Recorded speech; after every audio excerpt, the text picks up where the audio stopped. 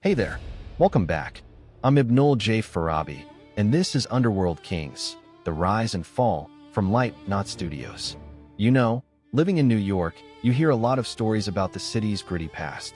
Sometimes, you walk past an unassuming diner or a vacant lot in Queens, and if you know the history, you can almost feel the ghosts of those old legends. And few legends loom larger than the one we're talking about today.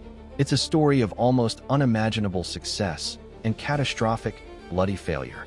It's about a heist so perfect, it's been immortalized in film, and an aftermath so brutal, it's the stuff of nightmares.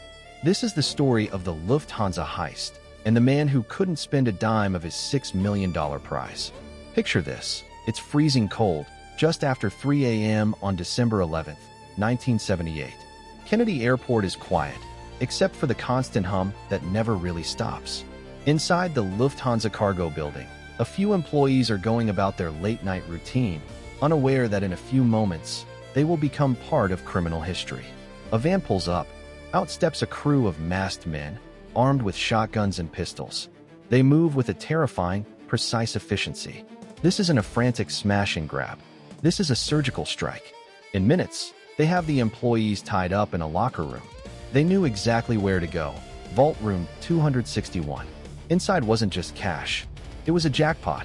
Millions in untraceable U.S. currency being repatriated from American soldiers spending in West Germany.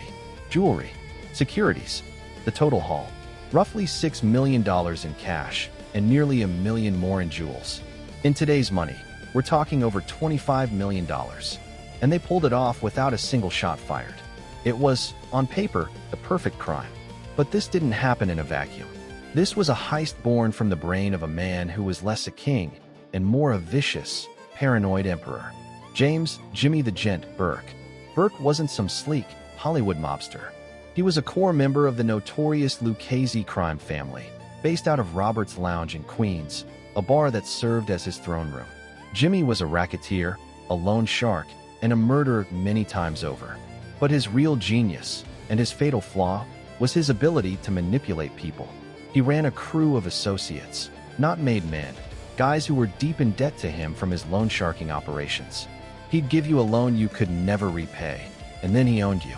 Your debt became your obligation to him. And that's exactly how he staffed the Lufthansa job. The inside man was a cargo worker named Louis Werner, drowning in gambling debt to Burke. The planner was a Burke associate named Henry Hill. Yes, the Henry Hill from Goodfellas, who knew another cargo worker, Peter Grunwald, who knew the schedules, the security, everything. Burke provided the muscle, the guns, and the terrifying will to make it happen. He was the puppet master. And after the heist, he was the keeper of the spoils. And this is where our story twists from a triumph into a tragedy. Because the real mystery of the Lufthansa heist isn't how they did it. It's what happened next. You see, the heist was the easy part. The hard part, in Jimmy Burke's world, was the aftermath.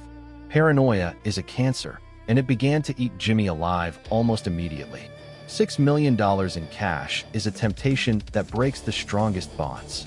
Burke started to look at every member of the crew, every person who knew anything, as a potential liability, a potential informant.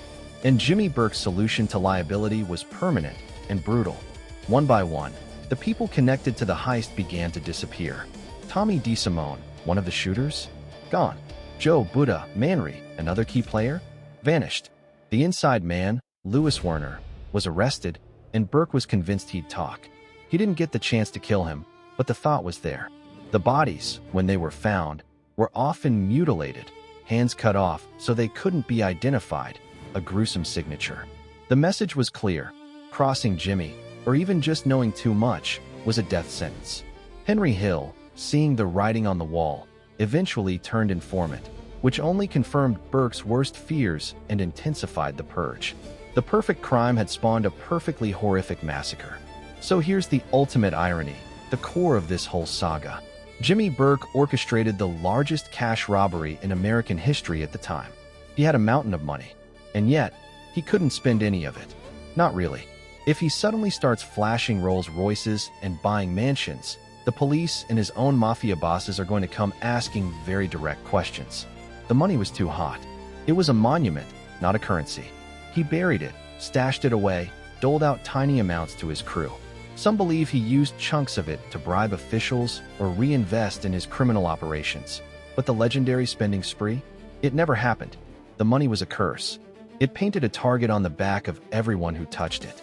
Burke's own inability to enjoy the fruits of his labor, his psychotic need to hoard it and protect the secret, is what led to the bloodbath.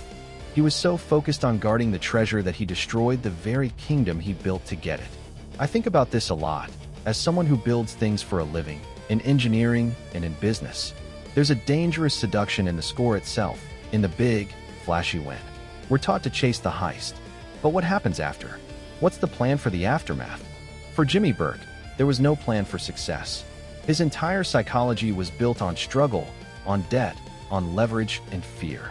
The actual success, the attainment of the goal, was a foreign country to him. And in that country, he was utterly lost. He didn't know how to be rich. He only knew how to be a predator. And when the prey was gone, he turned on his own. In the end, the law didn't get Jimmy Burke for the Lufthansa heist. They never could prove it. He was finally convicted for the murder of a drug dealer associated with the heist, Richard Eaton. He died of cancer in prison in 1996, taking the final secrets of where most of that money was hidden to his grave. The Lufthansa heist remains, officially, unsolved. The cash never fully recovered. So the legacy isn't one of glorious riches and the good life.